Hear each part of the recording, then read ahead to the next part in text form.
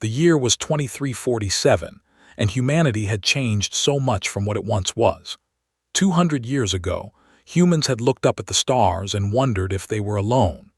Now they knew the answer, and the answer was terrifying and wonderful at the same time. The galaxy was full of life, full of ancient civilizations that had existed for millions of years, and humanity was the member of this vast cosmic family. But family was perhaps the wrong word. Humans were not welcomed. They were tolerated, like a stray animal that had wandered into a grand palace and refused to leave. Captain Daniel Price stood on the bridge of the Earth vessel Endurance, his hands clasped behind his back as he watched the massive structure growing larger in the viewport. The Galactic Council Station was unlike anything humans could build, at least not yet. It was a perfect sphere made of something that looked like crystal, but was harder than any material known to human science. The sphere was almost as large as Earth's moon, and it glowed with soft blue light that seemed to pulse like a heartbeat. Inside that sphere, representatives from over 400 alien species made decisions that affected trillions of lives across thousands of worlds. And today, humanity had been summoned to appear before them. "Captain, we are being hailed," said Lieutenant Maria Santos from her station. She was young, barely 30 years old, but she had already served in 2 conflicts against alien powers. Her dark eyes were focused on her console, her fingers moving quickly across the controls. Daniel nodded, "Put it through." The voice that filled the bridge was cold and mechanical. The universal translator did its best to convert alien sounds into human language, but something was always lost. The meaning came through, but not the feeling behind the words. "Human vessel Endurance, you have been granted temporary access to Council space. You will proceed directly to Docking Bay 774. You will not deviate from your assigned path. You will not attempt to communicate with any other species. You will not scan any Council facilities. Your delegation is expected in the Grand Chamber within 12 standard hours. Failure to comply with these instructions will result in immediate destruction of your vessel. End transmission." The bridge was silent for a moment. Then Lieutenant Santos let out a small laugh, though there was no humor in it.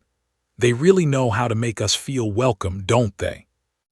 Daniel allowed himself a slight smile. "They are afraid of us, Lieutenant. Fear makes people say foolish things." A door opened behind him, and Ambassador Wells stepped onto the bridge. She was a small woman, barely 5 feet tall, with gray hair cut short and practical. Her face was lined with age and experience, and her eyes had seen too many failed negotiations, too many broken promises, too many alien faces twisted with contempt for the young human species. But those eyes were also sharp, and they missed nothing. "Captain Price," she said, "I assume we received the standard welcome." "Yes, Ambassador. Threats of destruction, orders not to speak to anyone, the usual." Walked forward to stand beside him, looking out at the Council station. "They have been using the same script for 10,000 years. Every young species that arrives here gets the same treatment. Most of them break within a generation. They learn to bow, to kneel, to accept their place at the bottom of the galactic hierarchy." She paused, and something dangerous flickered in her eyes. "Humanity has been here for 200 years. We have not broken yet." Daniel knew the history well. Every human child learned it in school. In 2156, the Empire had discovered Earth. They were an ancient civilization, over 2 million years old, and they had conquered hundreds of younger species. To them, humans were simply the next addition to their collection. They had sent a conquest fleet of 500 warships. At that time, humanity had barely achieved faster-than-light travel. They had exactly 23 military vessels capable of space combat. The odds were laughable. But humans had not laughed. They had not surrendered. They had not begged for mercy. They had fought. The war lasted 3 years. It was brutal, bloody, and desperate. Humans died by the millions. Cities were destroyed. Entire colonies were wiped out. But for every human that fell, they took 10 with them. For every ship they lost, they destroyed 3 enemy vessels. In the end, the Empire lost 40% of its military strength. They were forced to retreat, and humanity claimed their first off-world territories as the spoils of war. Since then, 4 other species had tested human resolve: the hegemony, the swarm, the unified worlds of, and the syndicate of Ash. Each of them had looked at humanity and seen easy prey. Each of them had learned the same painful lesson. Humans did not surrender. Humans did not kneel. Humans would rather die fighting than live as slaves. This made them dangerous. This made them unpredictable. And this made the Galactic Council very, very nervous. "Ambassador," Daniel said quietly, "what do you think they want?" The summons did not specify. Was silent for a long moment. "I do not know, Captain, but I have a feeling we are about to find out." The Endurance glided through the void toward the Council station. As they approached, Daniel could see other ships gathered around the massive sphere. Hundreds of them, perhaps thousands. Vessels of every shape and size, representing species that humans had never even met. Some were elegant and graceful, like works of art given the power of flight. Others were brutal and functional, designed for war and nothing else. And some were so strange that Daniel could not even tell which end was the front. Among all these ships, the Endurance looked small and plain. A simple design, efficient and practical, with none of the grandeur that other species seemed to favor. But Daniel knew that looks could be deceiving. The Endurance carried enough firepower to destroy a small moon, and her crew had trained for years in every form of combat imaginable. They were diplomats today, but they could become warriors in an instant if necessary. Entering docking approach, Lieutenant Santos announced. "Bay 774, we should be locked in within 15 minutes. Turn to face the bridge crew. Listen carefully, everyone. Once we dock, you will stay on the ship unless ordered otherwise. Do not respond to any provocation. Do not engage with any alien species unless absolutely necessary. We are here to talk, not to fight." She paused and her expression hardened. "But if they force us to fight, we will show them exactly why the galaxy fears humanity. Is that understood?" A chorus of "Yes, Ambassador" filled the bridge. Daniel watched the Council station growing larger and larger until it filled the entire viewport. Somewhere inside that massive structure, the most powerful beings in the galaxy were waiting for them. They had summoned humanity to answer for unknown crimes, and Daniel suspected that the answers they wanted were not the answers they were going to get. He thought about Earth, about the billions of people going about their daily lives, unaware that their fate might be decided in the next few hours. He thought about his family, his daughter who had just turned 12, his wife who had kissed him goodbye 3 months ago when he left for this mission. He had promised them he would come home. Daniel Price intended to keep that promise, no matter what the Galactic Council had to say about it. The Endurance slipped into the docking bay, and the future of humanity hung in the balance. The grand chamber of the Galactic Council was built to make visitors feel small. The ceiling rose so high that it disappeared into artificial clouds, creating the illusion of an indoor sky.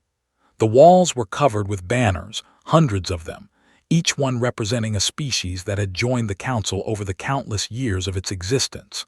Some of those banners were millions of years old, their colors faded but their meaning still clear. "We were here before you," they seemed to say. "We will be here long after you are gone." Humanity's banner hung near the very bottom, small and new and easily overlooked. It showed a simple image of Earth against a background of stars. 200 years of history compared to millions. A child among giants. Ambassador Wells walked across the polished floor with her head held high.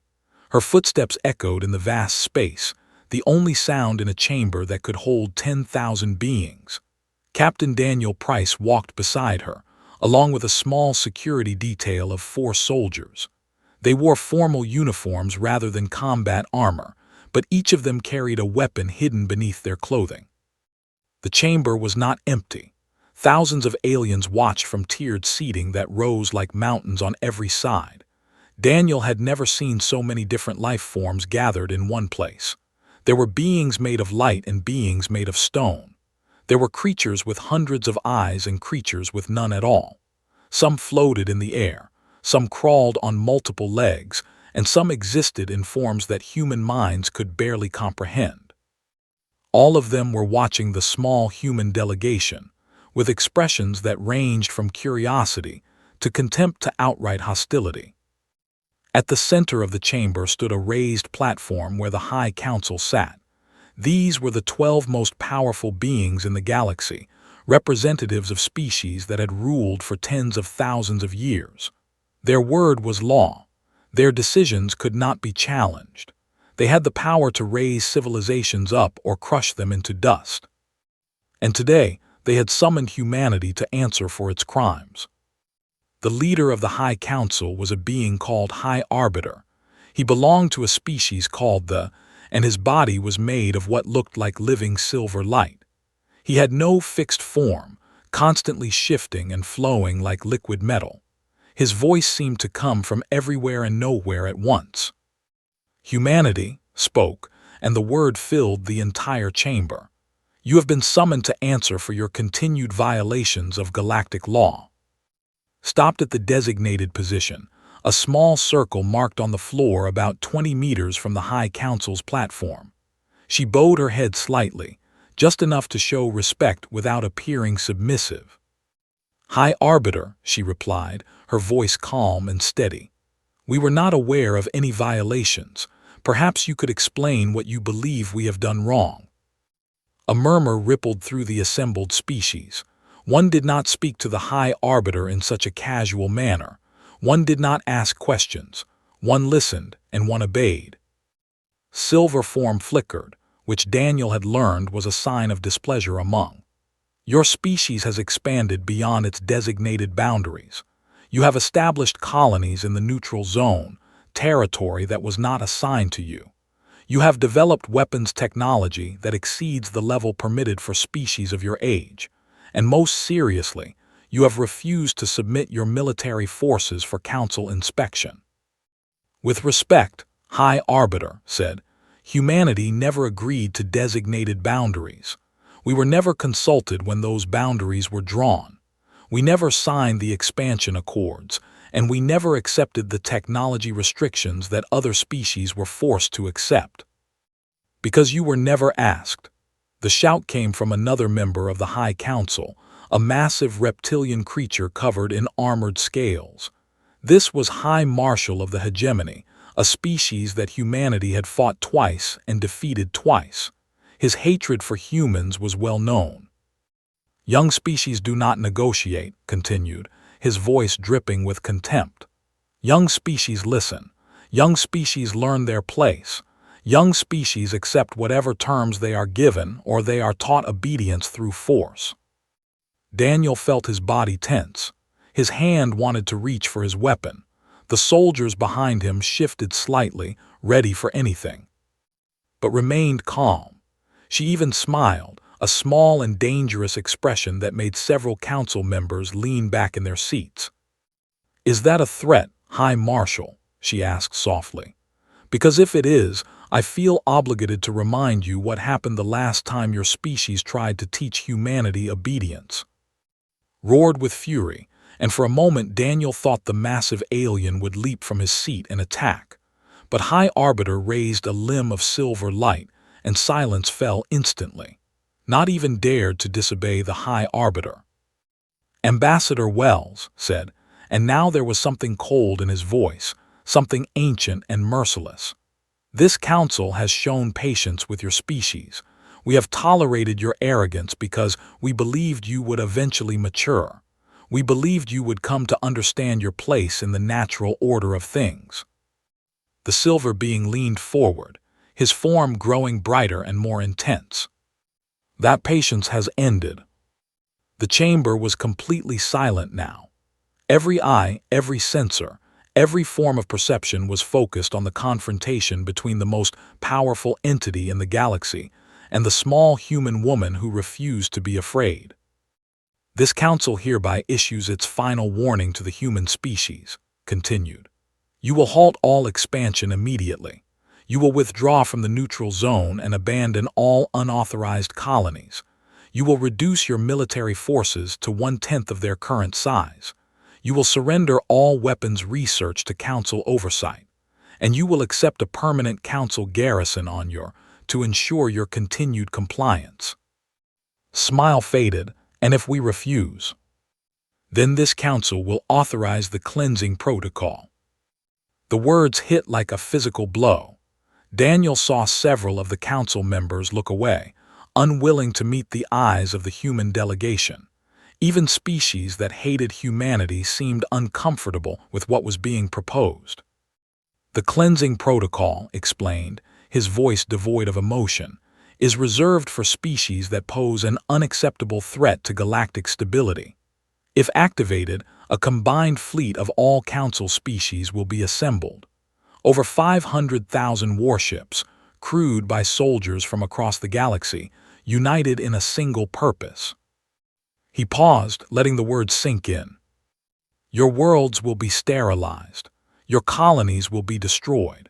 Your ships will be hunted down and eliminated. Every trace of human civilization will be erased from the galaxy. Your species will exist only in historical records, a warning to others who might consider challenging the natural order.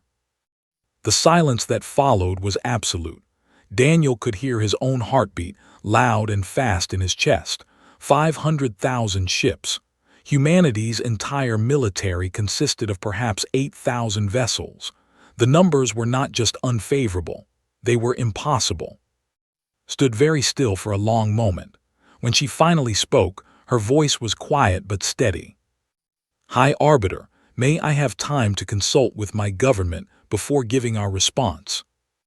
Considered the request. You may have 12 standard hours. When you return, you will either accept our terms or you will condemn your species to extinction. Choose wisely, Ambassador. Bowed her head again, that same careful gesture of minimal respect. Then I will return with humanity's answer. She turned and walked back across the polished floor, her footsteps echoing in the vast chamber. Daniel and the security team followed her, their backs straight and their heads held high. They did not look back, they did not show fear. Behind them, the Galactic Council watched in silence, certain that they had finally broken the spirit of the troublesome human species. In 12 hours, humanity would surrender. They had no other choice. But as Daniel walked beside Wells, he saw something in her eyes that the Council had not seen. She was not afraid, she was not broken. She was planning something. The moment they were back aboard the Endurance, Wells transformed. The calm diplomat who had faced the High Council with measured words and careful gestures was gone. In her place stood a woman of action, moving through the corridors of the ship with purpose and determination. Captain, I need the quantum communicator ready in 5 minutes, she said as they walked. Clear all other traffic. This is priority 1. Yes, Ambassador. Daniel turned to Lieutenant Santos, who had met them at the airlock. Maria, make it happen. Already on it, Captain. Santos jogged ahead to prepare the communication room. The other crew members they passed in the corridors all had the same expression. They knew something had happened in the Grand Chamber. They knew it was serious. Word traveled fast on a ship, and by now everyone aboard the Endurance understood that the fate of their entire species might depend on what happened in the next few hours. The communication room was small and cramped, designed for security rather than comfort.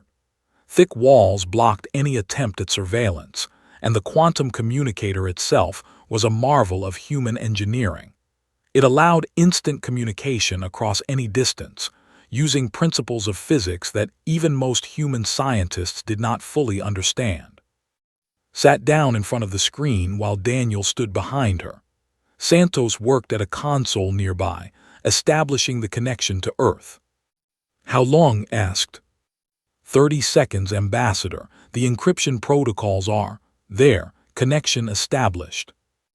The screen flickered, and suddenly they were looking at the face of President George Campbell. He was an older man in his late 60s, with white hair and a face that showed the weight of leading humanity through difficult times. But his eyes were sharp and clear, and his jaw was set with determination. He said, "I received your preliminary report. The cabinet has been in continuous session since it arrived." "Then you know what they want, Mr. President." "I do, surrender or extinction. They are not giving us much choice." Leaned forward. "They believe they have given us no choice at all. They expect us to come crawling back in 12 hours, ready to accept any terms they offer. They have done this to hundreds of species before us. Every single one has broken." "And you think we should be different?" "I think we are different, sir. That is why they fear us. That is why they want to crush us now before we become too strong to stop." The president was silent for a moment. On the screen, could see other figures moving in the background.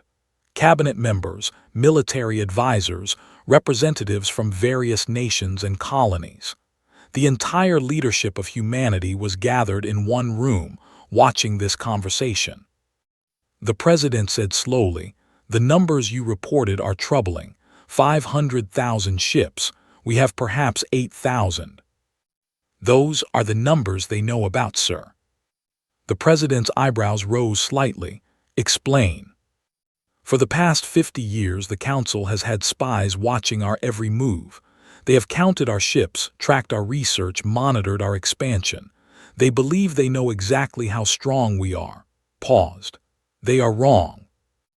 Daniel watched as understanding dawned on the president's face. Like all senior military officers, he had known there were secrets, programs that existed only in whispers, facilities that appeared on no official records, but even he had not known the full extent of what humanity had been building in the shadows. "You are talking about Project Iceberg," the president said. "Among other things, yes. I was briefed on Iceberg when I took office. I was told it was a contingency plan, something we hoped we would never need to use. The council just made it necessary, Mr. President." On the screen, the president turned to speak with someone off camera. There was a heated discussion, voices rising and falling, though the audio was muted on their end. Daniel could only imagine the debate happening on Earth right now. Some would want to surrender, to accept the council's terms and hope for mercy. Others would want to fight, regardless of the odds. After several minutes, the president turned back to face the camera. "I need to ask you a question, and I need you to answer honestly." "Of course, sir." "If we refuse the council's demands, if we show them what we have been hiding, what happens next? Best case scenario." Considered the question carefully. Best case, they realize that the cost of destroying us is too high. They back down. They are forced to negotiate with us as equals rather than subjects. The entire power structure of the galaxy shifts, and humanity takes its place among the great civilizations. And worst case? Worst case, they call our bluff. They decide that they would rather lose half their fleet than allow a young species to challenge their authority. War begins. It will be long, brutal, and costly. Millions will die, perhaps billions. But even in the worst case, Mr. President, we will not go quietly. We will make them pay for every world they take. We will become a wound that never heals, a reminder to the galaxy that humanity will never kneel. The president closed his eyes for a moment. When he opened them again, there was something new in his expression. A fire that had been burning since humanity first looked up at the stars and refused to be afraid. "I am going to do something unprecedented," he said.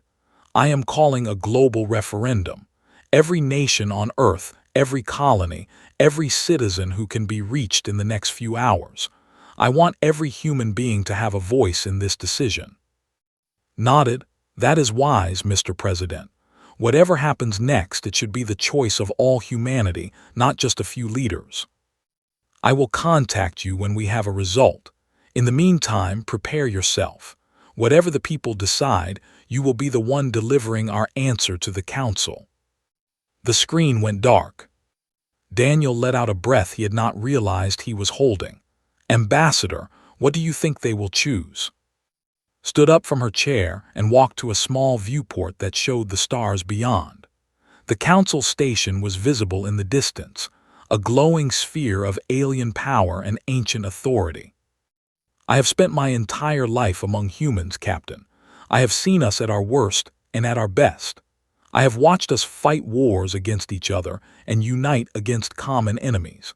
I have seen mothers sacrifice themselves for their children and soldiers give their lives for strangers." She turned to face him. "Humans are many things. We are violent, petty, selfish, and cruel. But there is one thing we are not, Captain. We are not cowards. When pushed, we push back. When threatened, we fight. It is in our blood, in our bones, in every fiber of our being." "So you think they will choose to resist?" "I think they will choose to be human, Captain, and that has always meant refusing to surrender." The hours that followed were the longest of Daniel's life. He paced the corridors of the Endurance, unable to sit still, unable to focus on anything but the decision being made back on Earth. Other crew members were the same, gathering in small groups to talk in hushed voices, checking their communicators every few minutes for news that had not yet arrived. Then, with just 4 hours remaining before their deadline, the call came. Daniel rushed to the communication room, arriving just as was sitting down.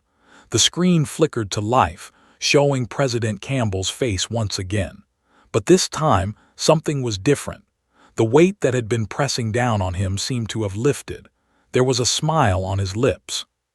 He said, "The results are in." And 94%. 94% of every human being who could be reached voted to reject the Council's ultimatum. Not just the military, not just the young and angry. Families, children, the elderly, people who have never held a weapon in their lives. They all said the same thing. He leaned forward, and his eyes were bright with pride. "We will not surrender. We will not kneel. If they want to destroy us, they will have to earn it." Smiled, that same dangerous expression she had shown in the Grand Chamber. "Then, we have our answer, Mr. President." "Yes, we do. I am transmitting a message for you to deliver to the Council. You are authorized to reveal everything. Project Iceberg, our true fleet numbers, all of it. Let them see what humanity really is." "Understood, Mr. President." "And make them remember this day. Make them remember that humanity does not break." "I intend to, sir." The transmission ended and turned to face Daniel. Her eyes were shining with something that might have been pride or determination or simply the fierce joy of a warrior preparing for battle. "Captain Price, I need you to do something for me." "Anything, Ambassador." "When we walk back into that chamber, I need you to look defeated, scared, like we are about to surrender." Daniel stared at her for a moment. Then, slowly, a grin spread across his face. "I think I can manage that, Ambassador." "Good, because when they see what we really are, I want the shock to be as great as possible." She stood and straightened her uniform. "It is time to remind the galaxy why they should fear humanity." 12 hours after they had left, the human delegation returned to the Grand Chamber. But this time, everything about them seemed different. Ambassador Wells walked with her shoulders slumped, her steps slow and heavy. Captain Daniel Price followed behind her, his face a mask of barely hidden despair. The security team moved like men who had already accepted defeat. The assembled species watched with satisfaction as the humans approached the High Council's platform. After 200 years of arrogance, after countless battles and defiant words, humanity had finally learned its place. The young upstarts were about to kneel before their elders, just as every other young species had done before them. High Arbiter's silver form rippled with what passed for pleasure among the. His victory was complete. The troublesome human species would be brought to heel, and the natural order of the galaxy would be preserved. "Ambassador Wells," he said, his voice echoing through the vast chamber, You have returned. I trust you bring humanity's answer. Stopped at the same marked circle where she had stood before. She raised her head slowly, and her voice was quiet, almost broken. I do, High Arbiter. Then speak. Will your species accept the terms of this council? Was silent for a long moment. Around her, thousands of alien beings leaned forward in anticipation. This was the moment they had been waiting for. This was the moment when humanity would finally break. Then something changed. Straightened her back, her shoulders squared, her chin lifted, and when she spoke again, her voice was not quiet or broken. It was strong and clear, ringing through the grand chamber like a bell. The United Human Nations have considered your ultimatum very carefully, High Arbiter. We have consulted with every citizen of our species who could be reached, and we have prepared our response with great care. She reached into her coat and a small data chip. The movement was smooth and confident, nothing like the defeated woman who had walked into the chamber moments before. I have been authorized to deliver this message to the entire council.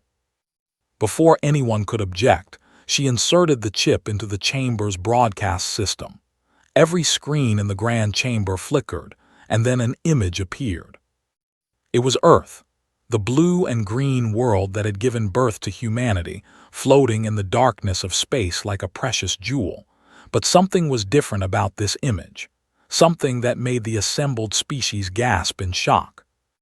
The planet was surrounded by ships, not dozens or hundreds, but thousands upon thousands of vessels, warships bristling with weapons, carriers launching swarms of fighters, massive dreadnoughts that dwarfed anything the Council's spies had ever reported.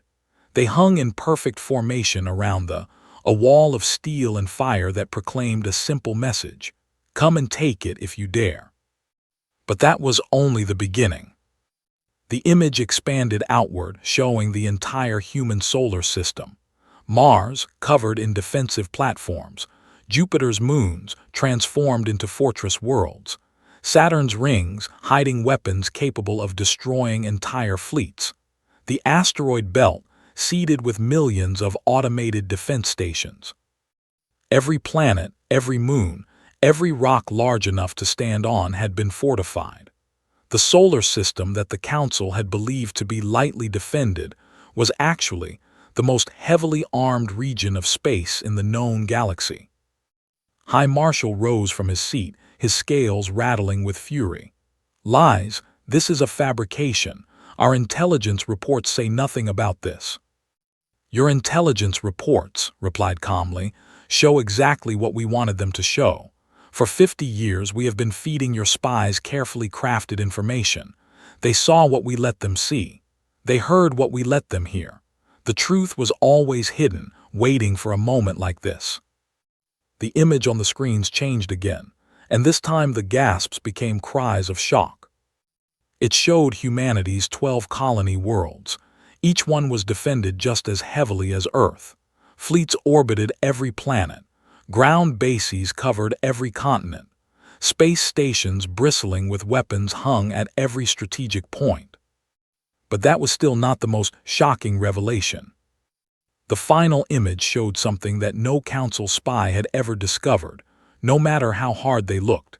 Deep in the outer reaches of human space, hidden behind layers of stealth technology and false signals, lay a shipyard of impossible scale. It stretched for thousands of kilometers, a vast industrial complex dedicated to a single purpose: building warships. And it was not alone.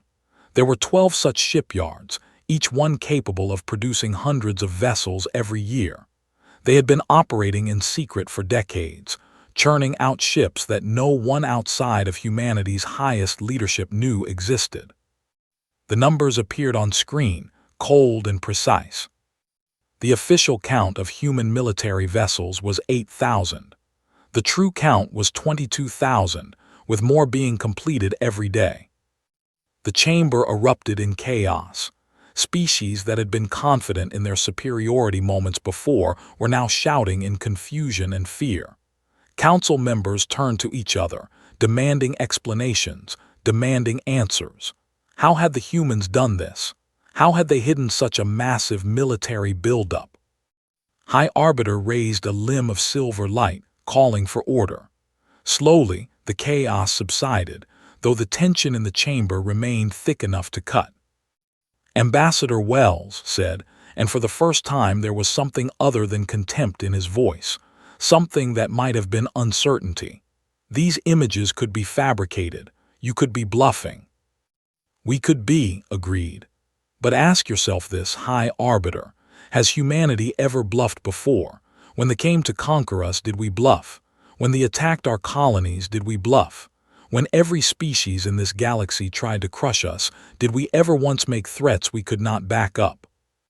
She let the question hang in the air for a moment before continuing. We do not bluff. We do not make empty threats. We simply tell you what will happen if you choose a certain path, and then we follow through. That is what humanity does. That is who we are. The screens flickered again, and now President George Campbell's face appeared. His message had been prepared for this moment, and he delivered it with the weight and authority of a leader speaking for all of humanity. To the Galactic Council, he began, humanity has received your ultimatum. We have considered your demands, and we have made our decision. His eyes seemed to look directly at every being in the chamber. We reject your terms completely. We will not halt our expansion. We will not abandon our colonies. We will not reduce our military. We will not surrender our research. And we will never, under any circumstances, accept foreign soldiers on our soil. The president leaned forward, and his voice grew harder. You have threatened us with extinction. You have promised 500,000 ships. So let me tell you what humanity promises in return. The screens showed battle footage from humanity's previous wars, warships breaking apart under human fire, invasion fleets being driven back in disarray.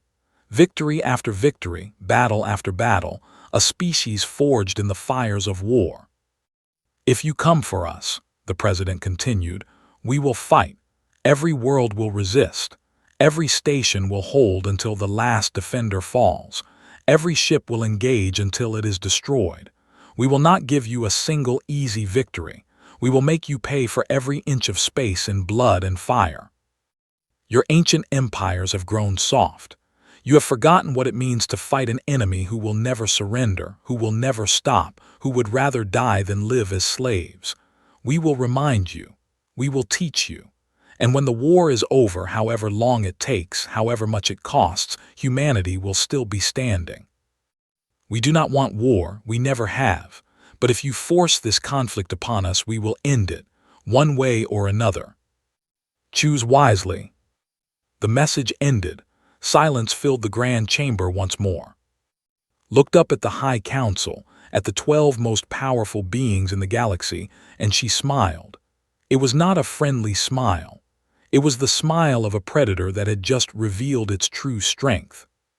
High Arbiter, she said, you asked for humanity's answer, now you have it.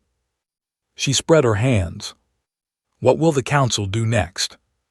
The question hung in the air, unanswered. For the first time in 10,000 years, the Galactic Council did not know what to say.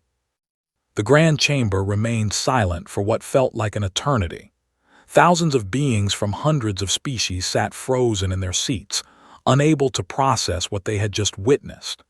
The young, weak, easily crushed human species had just revealed itself to be something far more dangerous than anyone had imagined. High Arbiter's silver form flickered and shifted, patterns of light dancing across his surface that no human could interpret. When he finally spoke, his voice was carefully controlled. You would truly fight, against the combined might of every species in this galaxy. You would condemn your entire civilization to war. Nodded without hesitation. Every man, woman, and child has already made their choice, High Arbiter. The referendum was not about whether to fight. That was never in question. Humans do not surrender to threats. We never have. We never will. You are insane, High Marshal growled from his seat. You are a species of willing to throw away everything for pride. No, replied calmly. We are a species that values freedom more than safety. We are a species that would rather face destruction than live in chains. You call it madness. We call it being human." The debate that followed lasted for hours. Council members argued among themselves, some demanding immediate military action, others urging caution. The chaos in the chamber was unprecedented.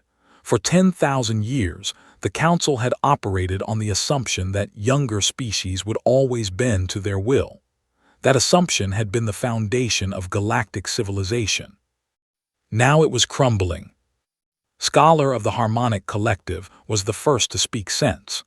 The Harmonics were one of the oldest species in the galaxy, beings of pure energy who had transcended physical form millions of years ago. They were known for their wisdom and their long view of history. "High Arbiter," said, her voice like music in the vast chamber, "we must consider this situation carefully. The humans have demonstrated capabilities we did not anticipate. They have hidden their true strength for decades, which shows patience and strategic thinking. And they have united their entire species behind a single decision, which shows solidarity we rarely see in younger civilizations." "What are you suggesting?" asked. "I am suggesting that perhaps our approach has been wrong from the beginning. We have treated humanity as children to be disciplined. Perhaps we should treat them as what they have shown themselves to be, a powerful civilization that deserves respect." Slammed his armored fist against his seat so hard that cracks appeared in the ancient stone. "Respect?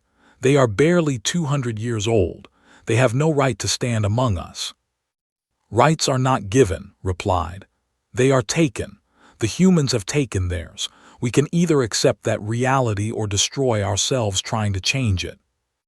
The argument continued, but slowly, a new understanding began to emerge. The mathematics of the situation were simple when examined without emotion. Yes, the Council could assemble 500,000 ships. Yes, that force could eventually destroy humanity. But at what cost? The human military was not the poorly defended collection of worlds that the Council had believed. 22,000 warships, supported by fortress worlds and hidden shipyards, crewed by a species that had been hardened by 2 centuries of conflict. A species that would fight to the last individual, that would never surrender, that would make every victory a Pyrrhic one. Even if the Council won such a war, they would be crippled for generations. And there were other threats in the galaxy, ancient enemies that the Council had kept at bay only through the illusion of overwhelming power. If that illusion was shattered by a devastating war with humanity, those enemies would sense weakness. They would strike. The void swarm at the galactic edge, always hungry, always probing for vulnerability. The machine consciousness in the deep darkness between stars, patient and calculating. The forgotten ones in dimensions beyond normal space, watching and waiting. The Council had enemies that made humanity look like a minor inconvenience. Could they really afford to spend half their military strength on crushing one stubborn young species? When the final vote was taken, it was not unanimous. High Marshal and several others voted for the cleansing protocol, demanding that humanity be destroyed regardless of the cost. But they were outvoted by those who could see the bigger picture. The cleansing protocol was not authorized. Instead, something happened that had not occurred in 10,000 years of galactic history. A young species, barely 2 centuries old, was offered provisional membership on the Galactic Council itself. Not as a subordinate, not as a subject, but as an equal partner in the governance of the galaxy. The announcement caused shock waves throughout the chamber. Species that had waited thousands of years for such recognition looked on in disbelief as humans were granted what they had never earned. The precedent was staggering. The implications were endless.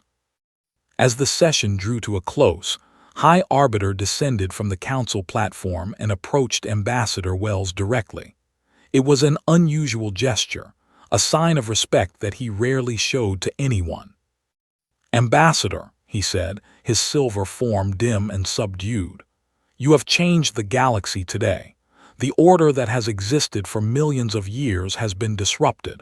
I am not certain that this is a good thing. Met his gaze without flinching. Neither am I, High Arbiter. Humanity does not claim to have all the answers. We do not pretend to be wiser or better than the ancient species of this galaxy. Then what do you claim to be? She considered the question carefully before answering. We claim to be ourselves. Nothing more, nothing less. We are young and we have much to learn, but we will not learn by kneeling. We will not grow by being held down.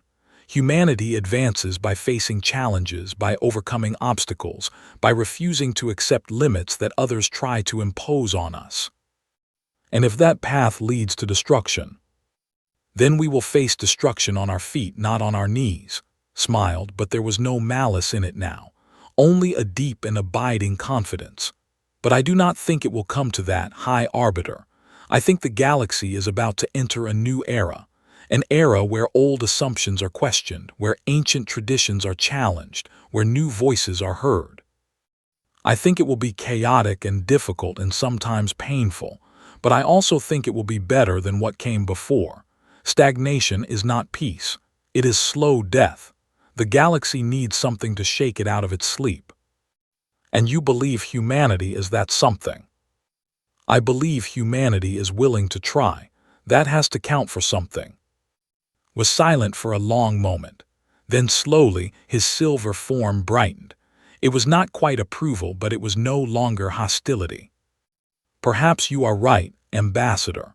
Perhaps the galaxy has needed change for a long time, and we were simply too afraid to embrace it. We shall see what the future brings.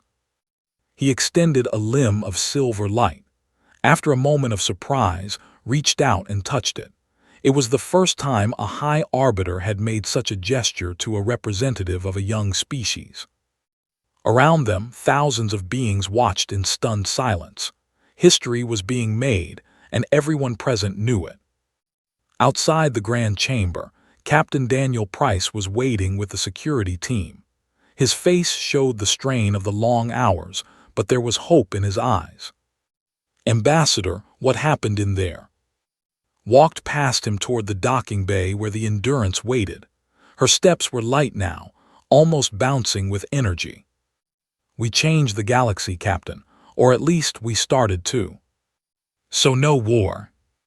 No war, at least not today. We have been offered a seat on the council, provisional membership with full rights to speak and vote. Daniel stopped in his tracks. They offered us council membership, just like that. Not just like that. They offered it because they realized they could not destroy us without destroying themselves. They offered it because the alternative was unthinkable, but they offered it nonetheless. She turned to face him, and her smile was radiant. We did it, Daniel. We showed them that humanity will not be pushed around. We showed them that we are not children to be disciplined, but equals to be respected. And we did it without firing a single shot. Daniel shook his head in amazement. The history books are going to have a hard time explaining this day. Let them struggle. What matters is that our children will grow up in a galaxy where humanity has a voice, where we are not outsiders looking in, but partners building the future together. They walked back to the Endurance in comfortable silence. Behind them, the council station glowed against the darkness of space, home to 413 species now. The human banner still hung near the bottom, small and new, but it would not stay there forever. As the Endurance undocked and began its journey home, stood at the viewport, watching the stars. Somewhere out there, billions of humans were waiting to hear what had happened. They had chosen to stand together, to risk everything, to refuse the easy path of submission. They had been magnificent. And this, new, was only the beginning. The galaxy was vast and full of wonders, full of challenges, full of opportunities. Humanity had just announced itself to the cosmos in a way that could never be taken back. Whatever came next, whatever trials and triumphs awaited them, one thing was certain. Humanity would face the future together, unbowed and unafraid. because that was what humans did. That was who they were, and the galaxy would just have to get used to it. The Endurance jumped to faster than light speed, carrying the news home. Behind it, the Galactic Council began the long process of adjusting to a new reality. And somewhere in the vast darkness between stars, other species watched and wondered what this strange, stubborn, magnificent young civilization would do next. The answer, as always, was simple. Whatever it took,